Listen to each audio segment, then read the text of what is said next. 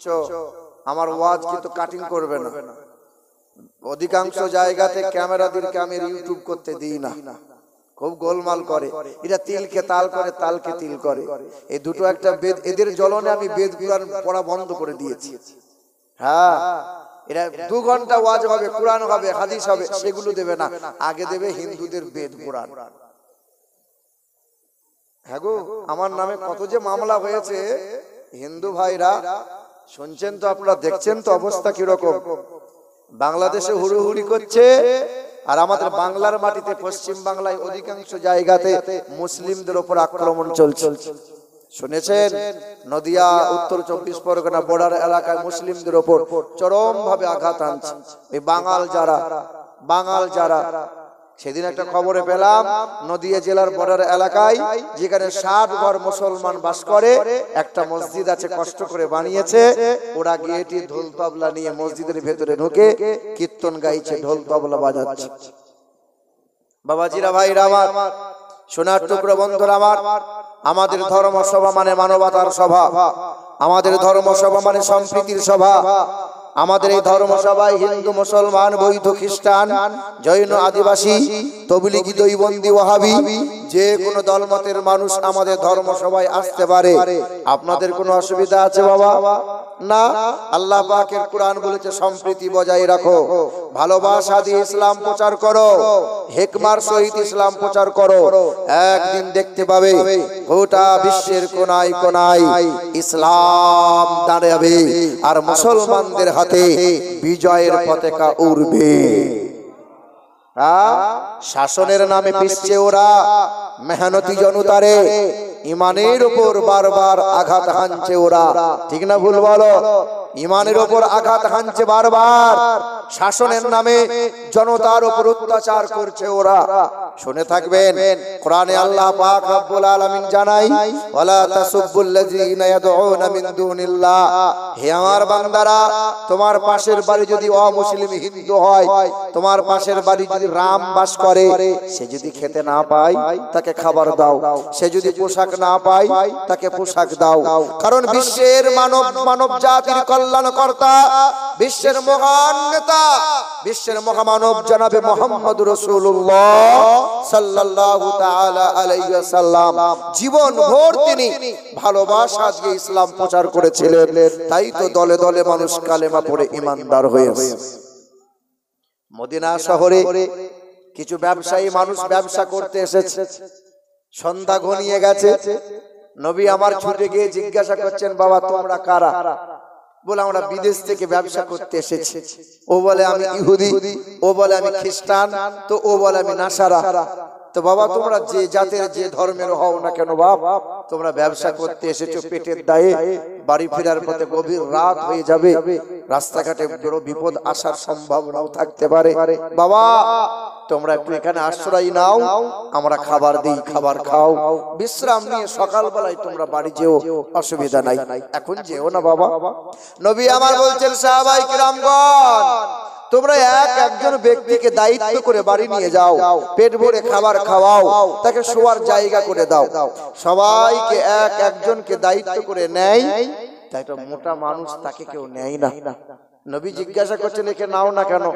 বলে হে আল্লাহ রাসূল, এই ব্যক্তিকে আমরা জানি এ পরের পেলে এত খায় যে হাঁড়ি খালি করে দেয়, ওকে লোভ না। সমাজে এইরকম মানুষ আছে না নাই? ছেলের বিয়েতে বরযাত্রী নিয়ে গেছেন, জীবনে 4টে রসগোল্লা কিনে খায় না, ও বরযাত্রী গিয়ে 70 রসগোল্লা খেয়েছে। মেয়ের বাপ কষ্ট করে জমি জায়গা বন্ধক দিয়ে ওই 100 বরযাত্রী খাওয়াচ্ছে, ও আবার 4টে খেয়ে হচ্ছে না, দেবো দেন, আর 4টে দেবো দেন, কোনো সময় না বলে না। 80টা রসগোল্লা খেয়ে মোড়ের মাথায় বসে, পারবি?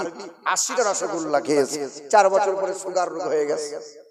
এ বাবা, সমাজে এইরকম মানুষ আছে, পরের পেলে সহজে ছাড়ে না। নবী বলছেন এই ব্যক্তিকে আমি নেব। নবী আমার ওই ব্যক্তিকে বাড়ি নিয়ে গেলেন। বাড়ি নিয়ে যাওয়ার পরে রাসূল আমার খেতে দিয়েছেন, বাবা খাও। মানুষটা খাই, রাসূল বলে আর দেবো? দেন। আর দুটো দেবো বাবা? দেন। আর দুটো নাও বাবা? দেন। না বলে না, কারণ মানুষটার মনে মনে ধারণা আমি এমন করে খাবো যেন নবী খেতে না পায়। হ্যাঁ, নবীকে খেতে দেবে না, ও একাই খাবে। গলা পর্যন্ত খেয়েছে, হাঁড়ি খালি করেছে। রাসূল বললেন, বাবা শোয়ার জায়গা করে দিয়েছি, এখানে আরাম করো, সকাল হোক তারপরে তুমি যাবে। নবী আমার আরামের জায়গা করে দিলেন। রাসূল আমার পা পা করে চলে গেলেন। দয়ার রাসূল আমার মসজিদে তাহাজ্জুদের নামাজ পড়লেন।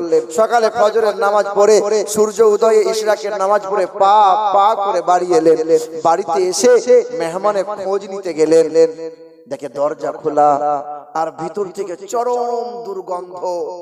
নবী আমার তাকিয়ে দেখছেন, ওই মানুষটা দেওয়ালে পায়খানা, বিছানায় পায়খানা করে তলোয়ার ফেলে দিয়ে পালিয়ে গেছে। রাসূল আমার বিছানাগুলো নিয়ে কুয়ার পাশে গেলেন, নিজ হাতে বালতি ফেলে পানি উঠাইয়ে বিছানাগুলো পরিষ্কার করছেন। আর ওমরে ফারুক ছুটে গিয়ে বলছেন, হে আল্লাহ রাসূল, যে পবিত্র হাত দিয়ে আপনি কুষ্ঠ বেদির গায়ে হাত বুলিয়েছেন, বেদি শিফা পেয়েছে। যে হাত আপনি অন্ধ ব্যক্তির চোখে বুলিয়েছেন, অন্ধ ব্যক্তির চোখে জ্যোতি ফিরেছে। হে আল্লাহ রাসূল, এই আগুন দিয়ে আপনি 1500 ব্যক্তিকে, সফরে থাকা মানুষকে মরুভূমির বালুর চরে লুটার মধ্যে আগুন ভরে দিয়েছিলেন। 1500 মানুষ লুটা থেকে পানি পান করেছিল, ওযু বানিয়েছিল। হে আল্লাহ রাসূল, এই আগুন দিয়ে ইশারা করেছিলেন, তো আকাশের চাঁদটা দু টুকরো হয়েছে।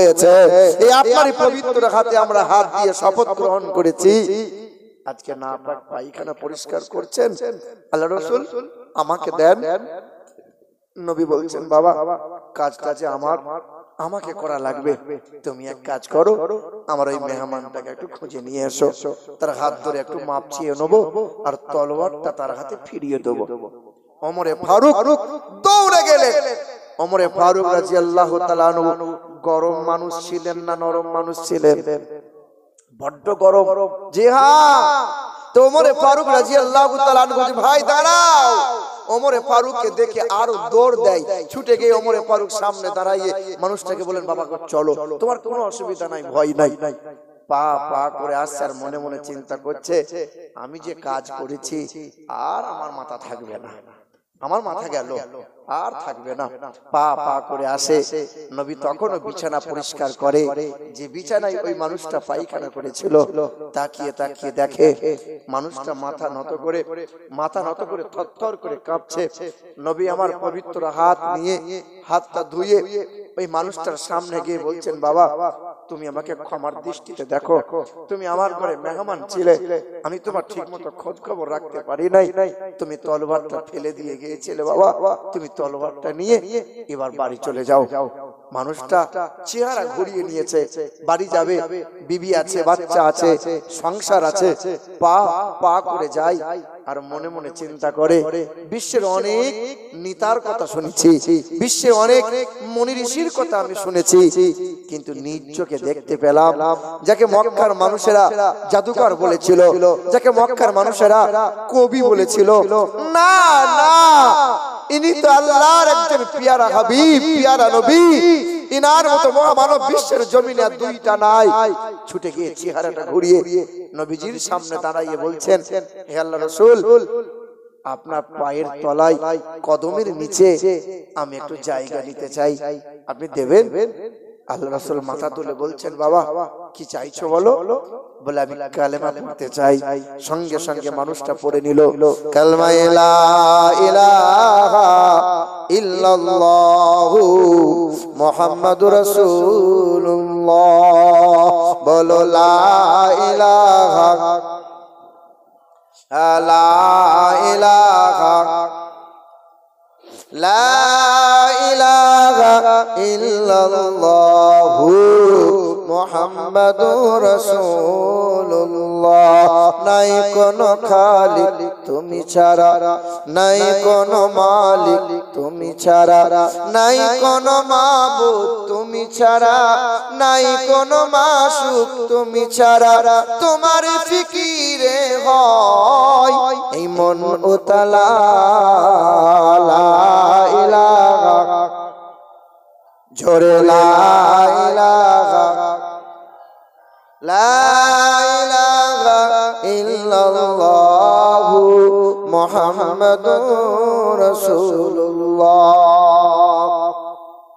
মুসলমান বাবারা, ভাইরা আমার, ও সোনার চাঁদ বন্ধুরা আমার সুধী মানুষেরা, আল্লাহ পাক রব্বুল আলামিন জানিয়ে দেন, ওমা আতাকুমুর রাসূলু ফাকুযুহু ওয়া মা নাহাকুম আনহু ফান্তাহু কুল ইন কানা আবাউকুম ওয়া আবনাউকুম ওয়া ইখওয়ানুকুম ওয়া আজওয়াজুকুম। ওগো আমার নবী আপনি জানিয়ে দেন, হে দুনিয়ার মানুষেরা, বাপ মাকে ভালোবাসো, ভাই বোনের সঙ্গে সুসম্পর্ক রাখো, বিবিকে মহব্বত করো, চাষ করো, আবাদ করো, চাকরি বাকরি করো, ব্যবসা বিজনেস করো। আমি আল্লাহ পাক জানিয়ে দিই, তোমরা টাকা পয়সা ব্যাংক ব্যালেন্স বাড়ি গাড়ি করো, আমি আল্লাহ কোনোটাই মানা করি নাই। ভাই বোনের সাথে সম্পর্ক রাখতে বলেছি, আমি আল্লাহ বিবিদের মহব্বত করতে বলেছি, ছেলে মেয়েকে স্নেহ বড় ভালোবাসা দিতে বলেছি, আমি আল্লাহ মানা করি নাই। তবে আমি আল্লাহ পাক জানাই, এ দুনিয়ার মানুষেরা, তোমরা যদি জীবনটা সুন্দর বানাতে চাও, আমি আল্লাহ পাকের ঘোষণা, পৃথিবীর জমিনে এই হৃদয়ে দুইজন ব্যক্তিকে বন্ধু বানাইয়ে নাও। এক হলো মুহাম্মদুর রাসূলুল্লাহ, আর এক হলো কালামুল্লাহ। আল্লাহ পাক প্রথম বলেন, ওমা আতাকুমুর রাসূলু ফাকুযুহু ওয়া মা নাহাকুম আনহু ফান্তাহু। কোরআন শরীফের পারা নম্বর 28, সূরার নাম সূরা হাসর, আয়াত নম্বর 7। আল্লাহ পাক জগতের মানুষকে জানিয়ে দিয়েছেন, ওমা আতাকুমুর রাসূলু ফাকুযুহু ওয়া মা নাহাকুম আনহু ফান্তাহু। পৃথিবীর জমিনে কল্যাণ ও কামিয়াবি যদি লাভ করতে চাও, আমার নবী তোমাদেরকে যা যা দেয় তা তোমরা গ্রহণ করে নাও। নবী যা তোমাদেরকে শোনাই তা তোমরা শুনে নাও, নবী তোমাদেরকে যা দেখায় তা তোমরা দেখে নাও। এক কথায় নবী তোমাদেরকে যা দেয় গ্রহণ করে নাও, আর নবী যা হতে নিষেধ করে তা থেকে নিজেকে দূরে সরিয়ে নাও। এ বান্দা, আল্লাহকে ভয় করো, আল্লাহকে ভয় করো, আল্লাহকে ভয় করো। আল্লাহর ভয় যদি হৃদয়ে না থাকে, তোমার নামাজ তোমার অন্তরে থাকবে না। আল্লাহর ভয় যদি হৃদয়ে না থাকে, তোমার ঈমান তোমার হৃদয়ে টিকবে না। মানুষদের প্রচারে মানুষরা বলে এই কোরআন পাকে কম বেশি 82 বার নামাজ পড়ার কথা আল্লাহ পাক জানিয়েছেন। কতবার? কিন্তু কেউ তো বলে না নামাজের আগে তো ঈমান, ঈমানের কথা কোরআনে কতবার বলা হয়েছে। নামাজের কথা কেউ বলে 34 বার, কেউ বলে 37 বার, কেউ বলে 82 বার।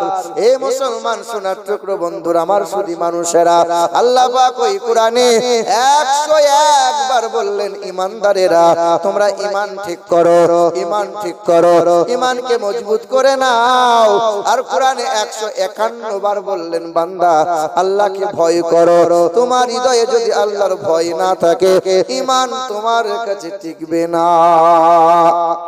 বাপকে ভয় করে ছেলে, বাপের হাতে লাঠি আছে, বাপের শাসন আছে, তাই ছেলে মেয়ে বাপের সামনে কখনো অন্যায় করে না। ওই ছাত্রটা মাস্টারের সামনে অন্যায় করে না, কারণ মাস্টারের সামনে মাস্টারের হাতে বেতের বাড়ি আছে। এ দুনিয়ার বান্দারা, আমরা তো আল্লাহকে ভয় করতে পারলাম না। যদি আল্লাহকে ভয় করলেন, সুদের কারবারটা কেন করলেন বলেন? যদি আল্লাহকে ভয় করলেন, পরের জমি থেকে পানিটা নিয়ে নিজের জমি চাষ কেন করলেন বলেন? যদি আল্লাহকে ভয় করলেন, নিজের বিবিটাকে বেহায়ার মতো পঞ্চায়েতে ব্যাংকে কেন পাঠাইলেন বলেন? যদি আল্লাহকে ভয় করলেন, ছেলেটা কেন জানোয়ার হয়ে গেল বলেন? কারণ হলো আল্লাহকে ভয় করতে পারি নাই। সুখে থাকলে আল্লাহকে ভুলে যায়, আর দুঃখে থাকলে পরে আল্লাহ আল্লাহর বড় স্মরণ হয়। আপনাদের এদিকে গম বা সরিষা চাষ ভালো হয়, আর আমাদের বর্ধমানে ধানে বিখ্যাত। হ্যাঁ, এদিকেও ধান হয়, কিন্তু বর্ধমানের মতো নয়, বর্ধমানের মতো নয়। বর্ধমানে আমারই এক প্রতিবেশী সম্পর্কে চাচা হয়, তা আমি গিয়ে বলেছিলাম, চাচা এবছরে ধান তো মাশাআল্লাহ খুব ভালো হয়েছে, তা ওসরের ধান একটু মাদ্রাসায় দাও, মাদ্রাসায় দাও। তা বলছে ধান এমনি এমনি ভালো হলো, চাষ করতে শিখতে হয়, চাষি ভালো। পরের বছরে আল্লাহ সব ধুইয়ে মুছে দেবো।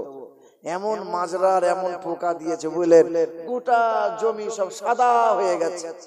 ও মাল মুখ তুবড়ে দেখছি চায়ের দোকানে বসে বসে বিড়ি পিছন দিকটা টান মারছে। চাচা কি ব্যাপার? বলে আল্লাহ সব মেরে দিল। ভালো হলে আমি করেছি, খারাপ হলে আল্লাহ। আছে না নাই? এ মুসলমান, আল্লাহর বান্দা হলো তারা, ইয়া ইবাদিন আরদি ওয়াসিআতুন ফাইয়া ফাবুদুন। আমার বান্দা হলো তারা, সুখে দুঃখে আমি আল্লাহকে স্মরণ করে যারা। আমার বান্দা হলো তারা, পৃথিবীর জমিনে দুইজনকে বন্ধু বানিয়ে নিয়েছে যারা। এক হলো মুহাম্মদুর রাসূলুল্লাহ, আর দুই হলো ওয়াতাসিমু বিহাবলিল্লাহি জামিআন ওয়া লা তাফাররাকু। আসমানের মালিক আমি আল্লাহ, জমিনের মালিক আমি আল্লাহ, হায়াতের মালিক আমি আল্লাহ, মওতের মালিক আমি আল্লাহ, সুখ ও শান্তির মালিক আমি আল্লাহ, সর্ব জায়গার সর্বক্ষণের মালিক আমি আল্লাহ। আমার বান্দা হলো তারা যারা বিশ্বাস করে রুজির মালিক হলো আল্লাহ। রুজির মালিক কে? রুজির মালিক যদি আল্লাহ হলো, তাহলে দুটো ছেলে হওয়ার পরে তিনটে কেন তোমার বিবির ছেলে হলো না বলো? তুমি তো বলেছো সালমার মা, এই দুটো নিয়ে ঝামেলা আর পোয়াতে পাচ্ছি না, তিনটে যেন গোলমাল হয় না, কারণ খাওয়াতে পারবো না। তোমাকে খাওয়াই যিনি, তোমার বাচ্চা চারটে হলে খাওয়াতে পারেন না তিনি। রুজির মালিক যদি আল্লাহ হয়, তোমার গ্রামে কত মুদিখানা দোকান আছে, সকালবেলায় চলে গিয়েছো ভাই দোকানটা খুলে চারটে ডিম বিস্কুট দাও, ঘরে মেহমান এসেছে, ওই মুদিখানা দোকানদার মুসলমান, ও বলে আগে দাঁড়া, ধূপ আগে দোকানে দেয়া হবে, আগে ধূপ দেবে তারপরে মাল বিক্রি করবে।